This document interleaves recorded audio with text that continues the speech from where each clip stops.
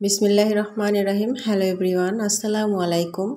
সবাই কেমন আছেন? আশা করছি সবাই ভালো আছেন। আলহামদুলিল্লাহ, আমরাও সবাই ভালো আছি। আমি অথৈ রামু, ব্লগার অথৈ সাম্মু ইউটিউব চ্যানেলে আপনাদের আরও একবার স্বাগত জানিয়ে শুরু করছি আজকের ভিডিওটা। আশা করছি বরাবরের মতো আজকের ভিডিওটা আপনাদের কাছে একটু হলেও ভালো লাগবে। অনুরোধ করছি একটা লাইক দিয়ে সম্পূর্ণ ভিডিওর সঙ্গে থাকুন।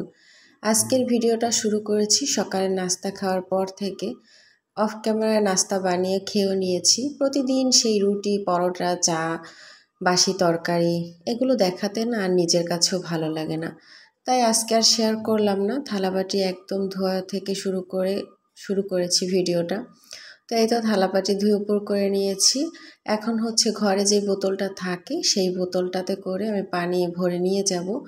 আসলে আমি প্রত্যেকটা রুমে রুমে পানি রাখি। আমার বাচ্চারা যেহেতু ছোট, ওদের যদি পানির তৃষ্ণা পায়, ওরা যাতে হাতের নাগালেই পানি খেতে চাইলে পায়, তাই আমি প্রত্যেকটা বেডের পাশে পাশে এক বোতল করে পানি রাখি। এটা আমার অভ্যাস, আর এই অভ্যাসটা ছোটোবেলা থেকে। তো সেজন্য পানি ভরে নিচ্ছি বোতলে। ঘর সাজাতে টাকা লাগে, কিন্তু ঘর গোছাতে বুদ্ধি লাগে। কথাটা কতখানি সত্য বলেন তো? আমার কাছে তো মনে হয় 100% সত্য। আপনি যদি আপনার সংসারকে বা ঘরকে সাজাতে চান, তাহলে আপনার কাছে অর্থের প্রয়োজন হবে। কারণ ঘর সাজাতে তো আর মুখের কথায় সাজানো যায় না, তাই না? ঘর সাজাতে হলে ঘর সাজানোর জিনিসের প্রয়োজন, বিভিন্ন ধরনের অর্গানাইজের প্রয়োজন, বিভিন্ন ধরনের ফার্নিচারের প্রয়োজন, আসবাবপত্রের প্রয়োজন, আর এগুলো কিনতে কিন্তু টাকা লাগে। তা আপনি যদি আপনার ঘর বা সংসার যেটাই বলি না কেন সুন্দর করে সাজাতে চান, তাহলে কিন্তু আপনার অনেক অর্থের প্রয়োজন হবে। কমসে কম আপনি ঘর সাজানোর জিনিস যদি কিনতেও যান, দেখবেন যে দোকানে কিন্তু আপনি 3,000-4,000 টাকা না নিয়ে গেলে একদম হবেই না। ঘর সাজাতে বিভিন্ন ধরনের আর্টিফিশিয়াল ফুলের প্রয়োজন হয়, গাছের প্রয়োজন হয়, যদি সুন্দর করে ডেকোরেশন করে আপনি সাজাতে চান, আর এগুলো কিনতে টাকা লাগবে। কিন্তু আপনি যদি ঘর গোছাতে চান বা আপনার সংসারটাকে আপনি গোছাতে চান, তাহলে কিন্তু আপনার কোনোই টাকা লাগবে না। একটু বুদ্ধি খাটিয়ে আপনি আপনার সংসারটাকে বা ঘরটাকে সুন্দর করে গুছিয়ে রাখতে পারেন। আপনার কাছে যাই আছে, যাই থাকুক না কেন, সেইটুকুই যদি আপনি সুন্দর করে গুছিয়ে পরিপাটি করে রাখার চেষ্টা করেন, তাহলে কিন্তু ঘর সাজানো বা ঘর গোছানো কোনো অংশেই কম হবে না। আমরা হচ্ছি নিম্ন মধ্যবিত্ত পরিবার। আমরা যদি ঘর সাজাতে চাই, তাহলে অনেক টাকার প্রয়োজন হয়। প্রত্যেক মাসে সংসারে খরচ বাবদ টাকা ব্যয় করে যতটুকু টাকা থাকে, সেই টাকা থেকে কিছু টাকা সঞ্চয় করার পর ঘর সাজানোর মতো, অর্গানাইজার কেনার মতো কিন্তু টাকা আমাদের কাছে থাকে না। কোনো একটা প্রয়োজনীয় জিনিস কিনতে আমাদের অনেকটা দিন অপেক্ষা করতে হয়, অনেক কষ্ট করতে হয়, অনেক পরিশ্রম আর অনেক ধৈর্যের পর আমরা একটা জিনিস কিনতে পারি, খুব প্রয়োজনীয় জিনিস। সেটা কিন্তু কোনো চাহিদার বাইরে গিয়ে নয়, প্রয়োজনের বাইরে গিয়ে নয়। অথচ আমরা যদি একটু ঘর সাজাতে চাই, তাহলে কিন্তু সেই জিনিসটা কেনার সামর্থ্য আমাদের মধ্যে থাকে না।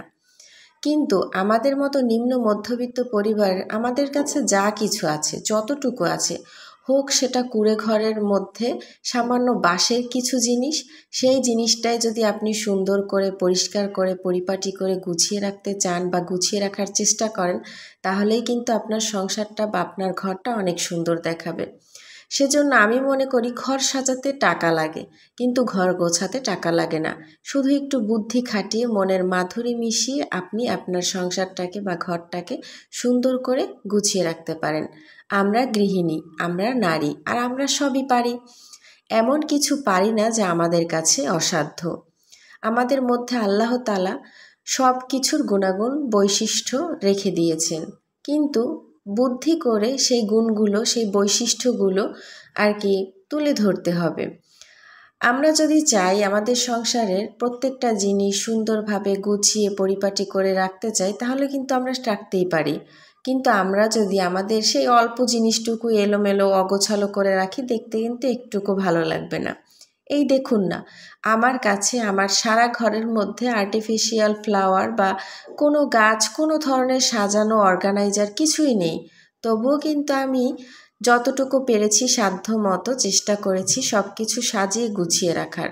আর আমি আমার প্রত্যেকটা জিনিস, প্রত্যেকটা রুম সব কিছু গুছিয়ে রাখার চেষ্টা করি। আমার কাছে যদি একটা ভাঙা জিনিসও থাকে সেটাও আমি ফেলে দিই না, সেটাও কিন্তু আমি সুন্দর মতো গুছিয়ে রাখার চেষ্টা করি।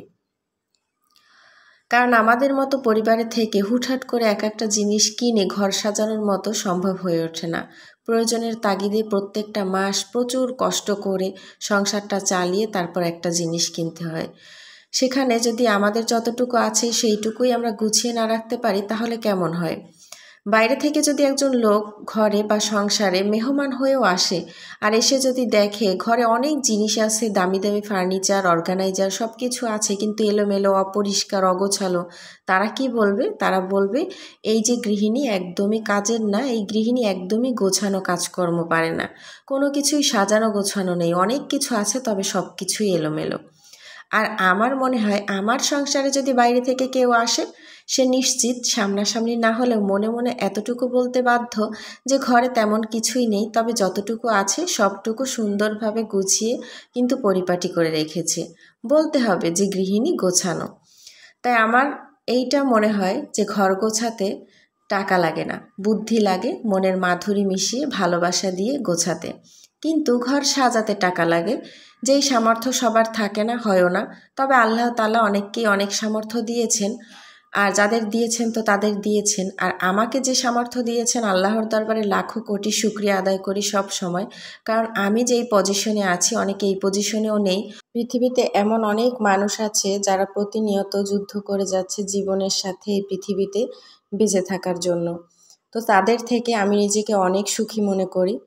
আর এই তো ঘরের সমস্ত কাজকর্ম শেষে ভিজা কাপড় চোপড়গুলো নিয়ে ছাদে চলে আসলাম রোদে দেওয়ার জন্য। বাইরে অনেক রোদ উঠেছে। কিছু কাজ আপনাদের সাথে শেয়ার করেছি, বাকি কাজ অফ ক্যামেরায় করে নিয়েছি।